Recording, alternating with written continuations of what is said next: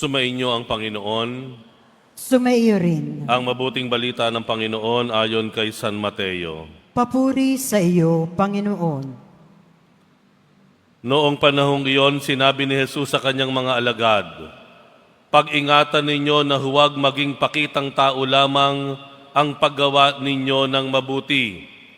Kapag ganyan ang ginawa ninyo, wala kayong matatamong gantimpala buhat sa inyong amang nasa langit. Kaya nga, kapag naglilimos ka, huwag mo nang ipagmakaingay ito, katulad ng ginagawa ng mga mapagpabaimbabaw doon sa sinagoga at sa mga lansangan. Ginagawa nila ito upang purihin sila ng mga tao. Sinasabi ko sa inyo, tinanggap na nila ang kanilang gantimpala. Ngunit kung naglilimos ka, huwag mo nang ipaalam ito kahit sa iyong pinakamatalik na kaibigan upang malihim ang iyong paglilimos at gagantihin ka ng iyong amang nakakikita ng kabutihang ginagawa mo ng lihim.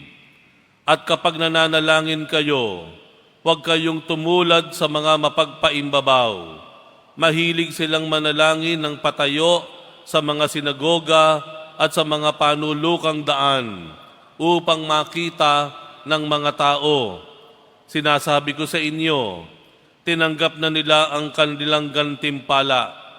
Ngunit kapag mananalangin ka, pumasok ka sa iyong silid at isara mo ang pinto.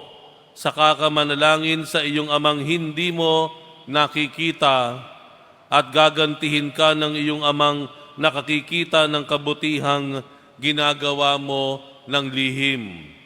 Kapag nag-aayuno kayo, huwag kayong magmukhang malungkot tulad ng mga mapagpaimbabaw. Hindi sila nag-aayos upang malaman ng mga tao na sila'y nag-aayuno. Sinasabi ko sa inyo, tinanggap na nila ang kanilang gantimpala. Kapag ikaw ay nag-aayuno, mag-ayos ka ng buhok at maghilamos upang huwag mapansin ng mga tao na nag-aayuno ka. Ang iyong amang hindi mo nakikita, ang siya lamang nakaalam nito.